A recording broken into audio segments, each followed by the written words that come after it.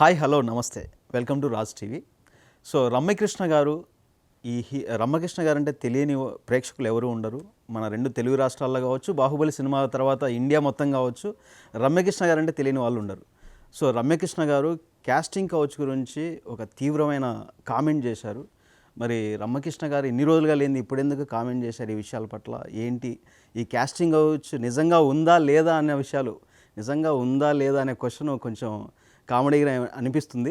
సరే, ఏదేమైనా ఈ క్యాస్టింగ్ కౌచ్ గురించి మాట్లాడడానికి మనతో ఉన్నారు ఫేమస్ ఫ్యామిలీ కౌన్సిలర్, అలాగే సీనియర్ జర్నలిస్ట్ అయినటువంటి ప్రియా చౌదరి గారు. నమస్తే మేడం. నమస్తే అమ్మా.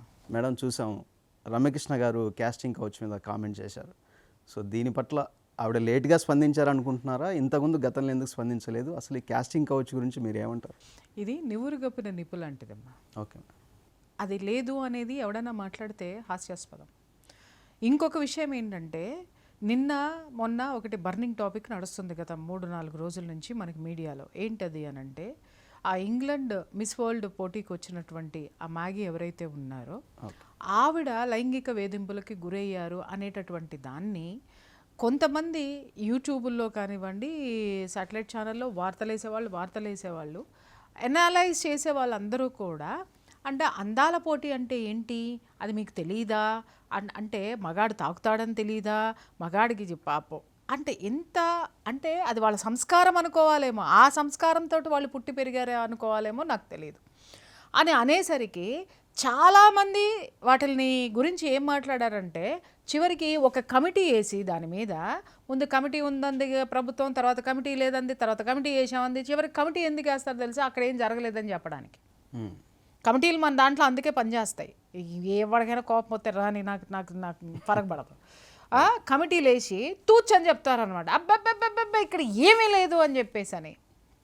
ఈరోజు సరే, ఇంగ్లాండ్ అమ్మాయి బీఆర్ఎస్ 100 కోట్లు ఇచ్చిందో, లేకపోతే మోడీ అంటే 1000 కోట్లు ఇచ్చాడో, లేకపోతే ఇంకెవరన్నా ఏమన్నా ఇచ్చారో, అంతా నాకు తెలిసి ఏంటంటే, ఈ గవర్నమెంట్ మీద 100 కోట్లు ఖర్చు పెట్టి ముఖ్యమంత్రి మీద బ్లేమ్ చేయాల్సినంత డబ్బు, అరే 26 కోట్లే ఇక్కడ లేక జనాలు ఏడుస్తుంటే 100 కోట్లు ఇంగ్లాండ్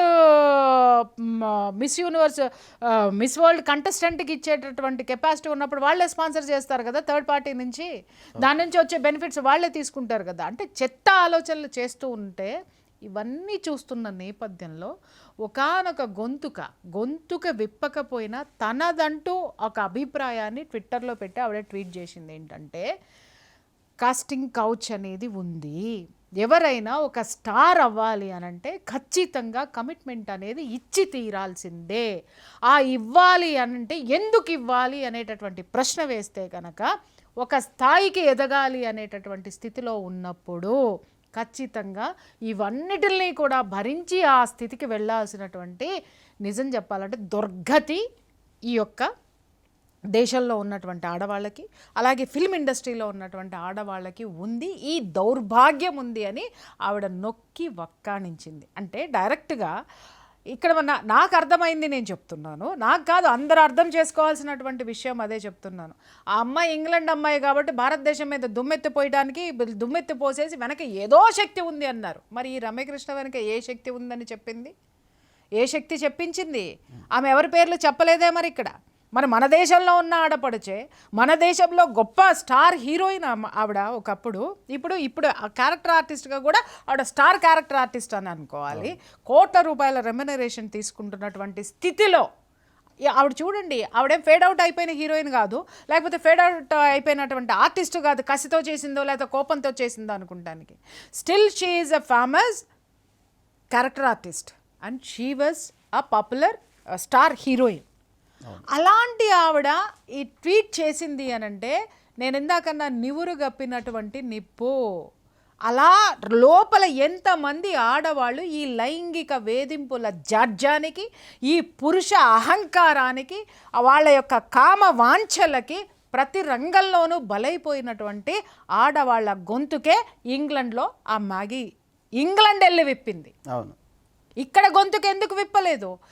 ఇంకొకటి మాట్లాడుతున్నారు అందరూ ఏంటంటే, ఇక్కడ మన వాళ్ళందరూ ఎంత తెలివిగలంటే, సార్ మీడియాలో మీరు రిలీజ్ చేస్తున్నారు, ఇప్పుడు అందరూ ఎడ్యుకేట్ అయ్యారు, పిచ్చి వాళ్ళు ఎవరు లేరు ఇక్కడ. ఎవరైతే ఆమె తెలంగాణని పొగిడింది, ఆ అమ్మాయి తెలంగాణలో చాలా బాగా ఉంది అని మాట్లాడుతున్నారు. ఆ అమ్మాయి డిన్నర్ చేసినటువంటి వీడియోస్ రిలీజ్ చేయండి మొత్తం టోటల్.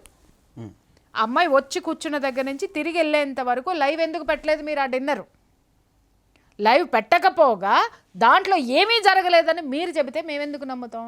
పిల్లల కి తీసుకెళ్ళి లైవ్ పెట్టారు. తర్వాత అండి కమాండ్ కంట్రోల్ రూమ్కి తీసుకెళ్ళి వాళ్ళని కూర్చోబెట్టి మీరు ఎలా వచ్చారో చూడండి, మీరు ఏం మాట్లాడుకున్నా మాకు తెలిసిపోతున్నాయి చూడండి అనేంత అజ్ఞానమైనటువంటి నాలెడ్జ్ని బయటపెట్టుకున్నటువంటి దుస్థితి ఇవాళ మన అధికారుంది. ఏమండి మిస్ వాళ్ళని కూర్చోబెట్టి వేరే దేశాల నుంచి తీసుకొచ్చినటువంటి వాళ్ళని కమాండ్ కంట్రోల్ రూమ్తో వాళ్ళకేం సంబంధం అండి? నువ్వేం సెక్యూరిటీ తీసుకున్నావు? బట్టబయలు ఎందుకు చేస్తున్నావు? అసలు అక్కడికి తీసుకెళ్ళి క్లాసులు పీకించడం ఏంటి? అక్కడ కూర్చోబెట్టి తీసుకొని వెళ్ళి మీరు ఏం మాట్లాడుకున్నా కూడా మాకు వినపడుతుంది అంటే వాళ్ళకి ప్రైవసీ లేదు అంటే నీ దరిద్రాన్ని చెప్పావుగా అక్కడ ఓపెన్ అయింది కదా. అరే వాళ్ళు ఏం ఫీల్ అవుతారు? ఇన్సెక్యూర్ ఫీల్ అవ్వరండి? ఖచ్చితంగా ఫీల్. ఆ అమ్మాయి మాట్లాడింది కూడా ఇవన్నీ ఓపెన్ చేయలేదు, కానీ మనం చూసాం. నేను ఈ అమ్మాయి ఎందుకు ఇలా మాట్లాడుతుంది, ఎక్కడెక్కడ క్లాసులు పీకుతున్నారని ఎందుకు అంది అని చెప్పేసి అని ఈ వీడియోస్ అప్పటి వరకు నేను అసలు చూడను కూడా చూడలేదు.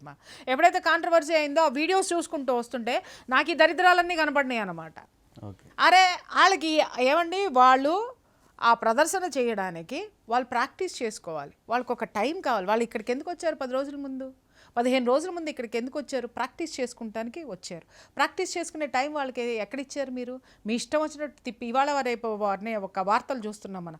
5 లక్షలు 10 లక్షలు ఇచ్చినటువంటి వాడి దగ్గరకు కూడా తీసుకెళ్ళి రిబ్బర్ కటింగ్లు పెట్టేసి ఎంత చీప్గా ఆడదాన్ని చేశారండి. ఇక్కడ నేను అందాల పోటీలు అనట్లా, మిస్ వరల్డ్ అనట్లేదు. పరాయి దేశం నుంచి వచ్చిన ఒక ఆడపడుచుని నీకు స్పాన్సరింగ్కి డబ్బులు లేకపోతే నువ్వు అసలు ఎందుకు ఒప్పుకున్నావు? 200 కోట్లు నీ దగ్గర లేనప్పుడు బడాయిగా పోయి ఒప్పుకొని వచ్చావా? సరే, ఒప్పుకొని వచ్చిన తర్వాత నువ్వు వాళ్ళని ఇక్కడికి తీసుకొచ్చి స్పాన్సర్షిప్లు తెచ్చుకుని ఎగేసుకుంటా పోయే ముందు తెలీదా? అంటే వాళ్ళు ఇక్కడికి రాగానే వరదల్లాగా పడొచ్చేస్తాయి అనుకున్నారా? ఆఫ్టర్ ఆల్ 200 కోట్లు, లేదా ఆఫ్టర్ ఆల్ ఇక్కడ మన అధికారిక లెక్కల ప్రకారం 27 కోట్లు ప్రభుత్వం దగ్గర లేనప్పుడు అంత పెద్ద గురుతర బాధ్యత ప్రభుత్వం ఎందుకు తీసుకుంది? ఇప్పుడు అక్కడ అసలు ఈ మిస్ వరల్డ్ అనేటటువంటి కాంపిటీషను ఒక ఆర్గనైజేషన్, ప్రైవేట్ ఆర్గనైజేషన్ చేస్తుంది. గవర్నమెంట్కి సంబంధించినంత వరకు వాళ్ళు ఏంటంటే ఫెసిలిటీస్ ఇస్తుంది, గవర్నమెంట్ వాళ్ళకి ఆనర్ చేస్తుంది, అంతవరకే.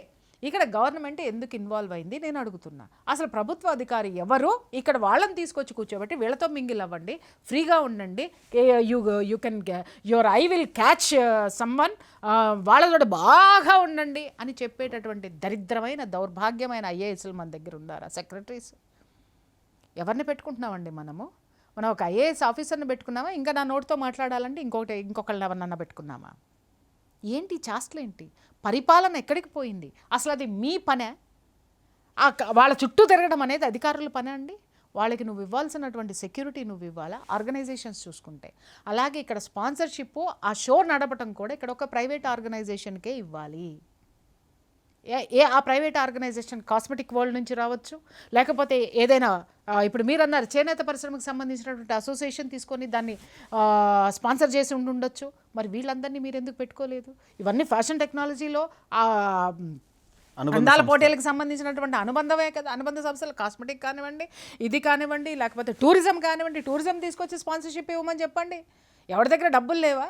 అరే నీకు చేత కాదు, ఇంకోటి చెబితే ఏనో. ఇలాంటి సిచ్యుయేషన్లో ఈ అమ్మాయి రమ్యకృష్ణ మాట్లాడింది ఎంత నర్మగర్భంగా ఆవిడిచ్చినటువంటి ట్వీట్ని మనం అర్థం చేసుకోవచ్చు అనంటే, ఒరే ఆ అమ్మాయి అక్కడికి వెళ్ళి చెప్పింది నిజమేరా, ప్రతి రంగంలోనూ అమ్మాయి ఎంత క్లియర్గా చెప్పింది అనంటే ప్రతి రంగంలోనూ ఆడదానికి ఈ వివక్ష ఎదుర్కొంటూనే ఉంది, ఈ లైంగిక వేధింపులు అనేటటువంటివి ఉన్నాయి, ఈ విధమైనటువంటి చర్యలకు ఆడది లొంగి బతకాల్సినటువంటి అవసరం ఉంది అని ఇంత ఓపెన్ స్టేట్మెంట్ ఇచ్చినందుకు సిగ్గుతో చచ్చిపోవాలి అసలు సగం ముందు. భారతదేశంలో ఉన్నటువంటి ఎవడైతే సోకాళ్ళు గొప్ప అని జబ్బలు జరుచుకొని తిరుగుతున్న పురుష పొంగువులందరూ సిగ్గుతో చావాలి. చాలా ఇప్పుడు ఫిల్మ్ ఇండస్ట్రీకి వస్తే గిరి గారు చాలామంది మాట్లాడుతూ ఉంటారు. కొంతమంది మాట్లాడితే నాకు ఎంత కోపం వస్తుంది అంటే వాళ్ళు పెద్దవాళ్ళు కాబట్టి నేను ఎప్పుడు కూడా కౌంటర్ ఇవ్వలేదు. ఇప్పుడు మాట్లాడుతున్నాను. ఏమండి ఇండస్ట్రీలో ఇలా ఉంది కదా, పలానా వాళ్ళు ఇలా మాట్లాడారు, ఇలా వేధింపులకు గురవుతున్నారని ఇండస్ట్రీలో ఉన్న పెద్ద మనిషిని ఎవరైనా అడిగారు అనుకోండి, ఏం చెప్తారో తెలుసా అండి? వాళ్ళకి తెలవదా ఇండస్ట్రీలో ఇట్టుంటాయి అని తెలవదా, తెలియకుండానే వచ్చారంట. సిగ్గు లేదా నీకు? ఆ ఇండస్ట్రీలో, అలాంటి ఇండస్ట్రీలో నువ్వు కూడా ఉన్నావుగా. ప్రతి ఒక్కరు ఇండస్ట్రీని వినండి, అలాంటి ఇండస్ట్రీలో నువ్వు కూడా ఉన్నావుగా. నీకు ఒక భార్య ఉందిగా, నీకు బిడ్డలు ఉన్నారుగా, నీకు ఆడపిల్లలు ఉంటే మరి ఆడపిల్లలు ఏ కోవకి చెందుతారు? నీ భార్య ఏ కోవకి చెందుతుంది? అంటే ఏ మెసేజ్ ఇస్తున్నావు నువ్వు? అలాగే ఆడపిల్లలు నాకు లేరనంటే మరి నువ్వు కొడుకుంటే కొడుకులకు పెళ్ళిళ్ళు చేస్తే నీ ఇంటికి వచ్చే ఆడపిల్లలు ఎక్కడి నుంచి వచ్చారు? అంటే ఒక సినిమా వాళ్ళు ఇలా అని రంగు నువ్వే సినిమా వాడిగానో సినిమా దానిగానో నువ్వు పూర్తి చేస్తుంటే మరి మీ జీవితాలన్నీ కూడా అంతేనా? మీ జీవితాలన్నీ కూడా అంతేనా? అంటే సినిమా ఇండస్ట్రీ అంటే వ్యభిచారపు కొంప అనేటటువంటిది మీరు స్టాంప్ వేస్తున్నారా? నిన్నగాక మొన్న కూడా చాలామందిని చూసాం, చాలామంది జర్నలిస్టులని చూసాం, యూట్యూబర్లు, జ్ఞానం లేనటువంటి, చదువు సంధ్య లేనటువంటి యూట్యూబర్లందరినీ చూసాము. అందాల పోటీకి వచ్చి ఇలాంటివన్నీ అవసరమా అన్నప్పుడు అసలు దాని గురించి ఫస్ట్ తెలుసుకోండి. ఇలాంటివన్నీ ఉన్నప్పుడు ఇలాంటివి ఎందుకు ఉండాలి అని మాట్లాడదాం మనం. అది మనం మాట్లాడాల్సింది. అంతేగాని అందాల పోటీ అవసరమా అంటే నిజంగా అవసరం లేదు. అదే అందాల పోటీని ఒక చక్కటి వేదికగా తయారు చేయండి.